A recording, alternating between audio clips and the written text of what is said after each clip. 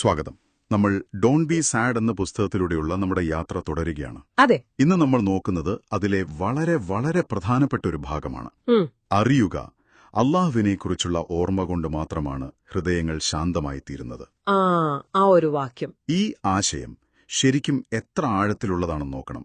പിന്നെ എന്തുകൊണ്ടാണ് ഈ ഓർമ്മയെ, അതായത് ദൈവസ്മരണയെ, ഈ ലോകത്തിലെ ഒരു സ്വർഗമായിട്ട് നമ്മുടെ സ്രോതസ് പറയുന്നത്? ശരിയാണ്. എങ്ങനെയാണ് ഈ ദൈവസ്മരണ നമ്മുടെയൊക്കെ ഹൃദയങ്ങൾക്ക് ആ ഒരു ആഴത്തിലുള്ള സമാധാനം തരുന്നത്? തീർച്ചയായും. അപ്പോ ഈ ഭാഗത്തിന്റെ ഒരു കാതൽ എന്ന് പറയുന്നത് നിങ്ങൾ പറഞ്ഞ ഖുർആൻ വാക്യം തന്നെയാണ്. അള്ളാഹുവിനെ ഓർക്കുമ്പോൾ മാത്രമേ ഹൃദയങ്ങൾക്ക് ശരിക്കുള്ള ഒരു ശാന്തി, ഒരു സ്വസ്ഥത കിട്ടുകയുള്ളൂ എന്നത്. പിന്നെ സ്രോതസ്സിൽ എടുത്തു പറയുന്നൊരു കാര്യം, അള്ളാഹുവിനോടുള്ള നമ്മുടെ ബന്ധത്തിലെ ആ ഒരു സത്യസന്ധത, പിന്നെ അവനെക്കുറിച്ചുള്ള നിരന്തരമായ ഓർമ്മ, ദിക്ർ എന്ന് പറയില്ലേ, അതാണ് ഹൃദയത്തെ ശുദ്ധീകരിക്കാനും അതിൽ സന്തോഷം നിറയ്ക്കാനുമുള്ള ഏറ്റവും നല്ല വഴി എന്നാണ്. ശരിയാണ്. കാരണം ലോകത്ത് വേറെ പലതും ചിലപ്പോ കുറച്ചു നേരത്തേക്കൊരു സന്തോഷം തന്നിരിക്കാം. പക്ഷേ ഈ ഓർമ്മ തരുന്ന ആ ഒരു സമാധാനം, അതിനൊരു പ്രത്യേകതയുണ്ട് അല്ലേ? അതെ, അതിന് തുല്യമായി വേറൊന്നുമില്ല. അതൊരു വെറും വാക്കുകൾക്കപ്പുറം ഹൃദയം കൊണ്ടുള്ള ഒരു അനുഭവമാണ് ശരിക്കും. ഭൂമിയിലെ സ്വർഗം എന്ന പ്രയോഗം, അത് കേൾക്കുമ്പോൾ തന്നെ ഒരു പ്രത്യേക ഫീലാണ്. സാധാരണ സ്വർഗം നമ്മൾ മരണശേഷം പ്രതീക്ഷിക്കുന്ന ഒന്നാണല്ലോ. അതെ. ഇവിടെ ഈ ലോകത്ത് തന്നെ അങ്ങനെ ഒരു അനുഭവം ഉണ്ടാകാം എന്ന് പറയുമ്പോൾ എന്താണ് അതുകൊണ്ട് ശരിക്കും ഉദ്ദേശിക്കുന്നത്? നല്ല ചോദ്യമാണ്. അതായത് സ്രോതസ് പറയുന്നത് അല്ലാഹുവിനെ ഓർക്കുന്നതെന്ന് വെച്ചാല് ഈ ലോകത്തിലെ കഷ്ടപ്പാടുകൾക്കിടയിലും നമ്മുടെ മനസ്സിന് ഒരു തണലാണ്, ഒരു സുരക്ഷിതമായ ഇടം. ഓഹോ. നിങ്ങൾ ശരിക്കും ആത്മാർത്ഥമായി അല്ലാഹുവിനെ ഓർക്കുന്ന സമയത്ത് നമ്മുടെയൊക്കെ മനസ്സിലുള്ള ആ ഉത്കണ്ഠയുടെയും പേടിയുടെയും ഒക്കെ മേഘങ്ങളില്ലേ, അതങ്ങനെ പതിയെ ഒഴിവായി പോകുന്നത് പോലെ തോന്നും. ജീവിതത്തിലെ വലിയ പ്രശ്നങ്ങളുടെ മലകൾ പോലും ഒരു കാറ്റത്ത് പറന്നു പോകുന്ന പോലെ ഭാരം കുറഞ്ഞതായിട്ട് അനുഭവപ്പെടും. ശരിയാണ്. അതിന്റെ ഒരു മറുവശം കൂടി സ്രോതസ് പറയുന്നുണ്ട്. ദൈവത്തെ ഓർക്കാത്തവരുടെ അവസ്ഥയെക്കുറിച്ച് ഖുർആനിലെ ഒരു സൂചനയുണ്ട്. അവർ ആത്മീയമായി മരിച്ചവരെ പോലെ ജീവനില്ലാത്തവരാണെന്ന്. അത്രയും ശക്തമായിട്ടാണ് പറയുന്നത്. അതെ. അപ്പോൾ യഥാർത്ഥ ജീവിതത്തിന്റെ ഒരു ചൈതന്യം അത് ഈ ഓർമ്മയുമായി ബന്ധപ്പെട്ടിരിക്കുന്നു എന്നാണ് അതിന്റെ അർത്ഥം. അപ്പൊ ഈ ഓർമ്മ എന്ന് പറയുന്നത് വെറുതെ നാമം ചൊല്ലുന്നതാണോ, അതോ അതിനപ്പുറം നമ്മുടെ പ്രവൃത്തികളിലും ചിന്തകളിലുമൊക്കെ ഇതിന് സ്ഥാനമുണ്ടോ?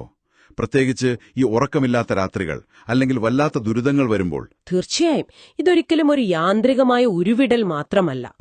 സ്രോതസ് പറയുന്നത് നമുക്ക് ബുദ്ധിമുട്ടുകൾ വരുമ്പോൾ അള്ളാഹുവിന്റെ പേര് വിളിക്കുന്നത്, അത് അവനിൽ പൂർണ്ണമായി ഭരമേൽപ്പിക്കുന്നതാണ്. തവക്കുൽ എന്ന് പറയും. തവക്കുൽ. പിന്നെ സഹായത്തിനു വേണ്ടി അവനോട് ആത്മാർത്ഥമായി ചോദിക്കുന്നതാണ് ദുആ. പ്രതിസന്ധി വരുമ്പോഴും അള്ളാഹു നല്ലതേ ചെയ്യൂ എന്ന് വിശ്വസിക്കുന്നതാണ് ഹുസ്നുദ്ദൻ. നല്ല ചിന്തകൾ. അതെ. പിന്നെ നല്ലൊരു ഭാവിക്കായി ക്ഷമയോടെ കാത്തിരിക്കുക. ഇതെല്ലാം കൂടിയാണ് ശരിക്കുള്ള ദൈവസ്മരണ. ഇത് നമ്മുടെ ഒരു മനോഭാവത്തെ തന്നെ മാറ്റും. അത് ശരിയാണ്. അത് ആന്തരിക സമാധാനത്തിലേക്ക് നമ്മളെ കൊണ്ടുപോകും. ഇതിനോട് ചേർത്ത് വായിക്കാവുന്ന ഒരു കാര്യം കൂടി ഞാൻ സ്രോതസ്സിൽ കണ്ടു. പ്രവാചകന്റെ ഒരു ഉപദേശം, നിന്നോട് ബന്ധം മുറിച്ചവരുമായി ബന്ധം പുലർത്തുക, നിന്നോട് അനീതി ചെയ്തവരോട് പൊറുക്കുക, നിനക്ക് തരാതെ പിടിച്ചുവെച്ചവർക്ക് നീ കൊടുക്കുക. ഇതൊക്കെ കേൾക്കുമ്പോൾ തന്നെ കുറച്ച് പ്രയാസമുള്ള കാര്യങ്ങളാണല്ലോ. ആണ്, വളരെ പ്രയാസമാണ്. ഇതിന് ദൈവസ്മരണയുമായി മനഃശാന്തിയുമായി എങ്ങനെയാണ് ബന്ധം വരുന്നത്? വളരെ പ്രധാനപ്പെട്ട ബന്ധമുണ്ട്. ഈ പറഞ്ഞ കാര്യങ്ങളില്ലേ, ബന്ധം ചേർക്കുക, വിട്ടുവീഴ്ച ചെയ്യുക, മറ്റുള്ളവർക്ക് കൊടുക്കുക, ഇതിനൊക്കെ വലിയൊരു ആത്മനിയന്ത്രണം വേണം, ഹൃദയവിശാലത വേണം. ശരിയാണ്. ദൈവത്തെ ഓർത്തുകൊണ്ട് ഹൃദയത്തിൽ സമാധാനം കിട്ടുമ്പോഴാണ്, അള്ളാഹുവിന്റെ പ്രീതി ആഗ്രഹിക്കുമ്പോഴാണ് നമുക്ക് ഇത്രയും കാര്യങ്ങൾ ചെയ്യാനൊരു പ്രചോദനം കിട്ടുന്നത്. അള്ളാഹുവിന്റെ പ്രീതി. അതെ. അതുപോലെ കോപം നിയന്ത്രിക്കുന്നവരെയും മറ്റുള്ളവർക്ക് മാപ്പ് കൊടുക്കുന്നവരെയും അള്ളാഹു ഇഷ്ടപ്പെടുന്നു എന്ന് ഖുർആൻ പറയുന്നുണ്ടല്ലോ. ഓർത്തുന്നു. അതും ഇതിനോട് ചേർത്ത് വായിക്കണം. അപ്പോ ദൈവസ്മരണ എന്നത് വെറും വ്യക്തിപരമായ ഒരു കാര്യമല്ല. അത് നമ്മുടെ മറ്റുള്ളവരുമായുള്ള ബന്ധങ്ങളെയും നമ്മുടെ സ്വഭാവത്തെയും ശുദ്ധീകരിക്കും. അതും സമാധാനത്തിന്റെ ഒരു ഭാഗം തന്നെയാണ്. ഇത് വളരെ വളരെ രസകരമായിരിക്കുന്നു. നമ്മൾ അള്ളാഹുവിനെ ഓർക്കുന്നു, അത് നമ്മളിൽ സമാധാനം നിറക്കുന്നു, നല്ല സ്വഭാവങ്ങൾ ഉണ്ടാക്കുന്നു. അതെ. ഇതിന്റെ ഒരു തുടർച്ചയായിട്ടാണോ ആ ഖുർആൻ വാക്യം വരുന്നത്? അതുകൊണ്ട് നിങ്ങൾ എന്നെ ഓർക്കുക, ഞാൻ നിങ്ങളെയും ഓർക്കും. കൃത്യമായി. അതാണ് ആ ആശയത്തിന്റെ ഒരു മകുടം എന്ന് പറയാം. അതൊരു വാഗ്ദാനമാണ്. നമ്മൾ അള്ളാഹുവിനെ ഓർക്കുമ്പോൾ അവൻ നമ്മളെയും ഓർക്കുന്നു. അതെ. അതെത്ര വലിയൊരു കാര്യമാണെന്ന് ആലോചിച്ച് നോക്കൂ. ദൈവത്തിന്റെ ആ ഓർമ്മ നമ്മുടെ ജീവിതത്തിൽ അനുഗ്രഹങ്ങളായിട്ട് വരും, ശരിയായ വഴി കാണിച്ചു തരും, പ്രശ്നങ്ങൾ വരുമ്പോൾ ഒരു താങ്ങും തണലുമായിട്ടുണ്ടാവും. നമ്മൾ എത്രത്തോളം ആത്മാർത്ഥതയോടെ, വിനയത്തോടെ, സ്തുതികളോടെ, പ്രാർത്ഥനകളോടെ, പാപമോചനം തേടിക്കൊണ്ട് അല്ലാഹുവിനെ ഓർക്കുന്നുവോ, അതെ, അത്രത്തോളം അവന്റെ സഹായവും ആ സമാധാനവും നമ്മുടെ ഹൃദയങ്ങളിലും ജീവിതത്തിലും ഒരു വെളിച്ചം പോലെ നിറയും. അതാണ് ആ ഒരു പരസ്പര ബന്ധത്തിന്റെ ഭംഗി. വിനയം, സ്തുതി, പ്രാർത്ഥന, പാപമോചനം തേടൽ, ഇതൊക്കെ ദൈവസ്മരണയുടെ പ്രായോഗിക വഴികളാണെന്ന് സ്രോതസ് പറയുന്നുണ്ട് അല്ലേ? അതെ അതെ, അതൊക്കെയാണ് അതിന്റെ വഴികൾ. അപ്പോ ഈയൊരു ചർച്ചയിൽ നിന്ന് നമുക്ക് മനസ്സിലാകുന്നത് അല്ലാഹുവിനെക്കുറിച്ചുള്ള നിരന്തരമായ ഓർമ്മ, അത് പല രൂപത്തിലാകാം.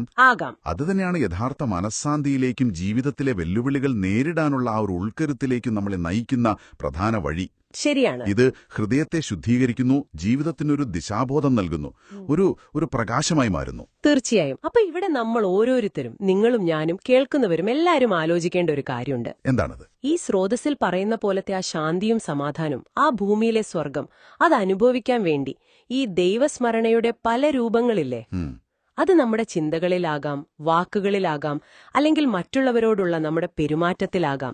ഇതൊക്കെ നമ്മുടെ ദിവസേനയുള്ള ജീവിതത്തിലേക്ക് എങ്ങനെ കുറച്ചുകൂടി അർത്ഥവത്തായിട്ട് കൊണ്ടുവരാൻ പറ്റും? അതൊരു നല്ല ചോദ്യമാണ്. ഇതൊന്ന് ആഴത്തിൽ നമ്മൾ സ്വയം ചിന്തിക്കേണ്ട ഒരു കാര്യമാണ്.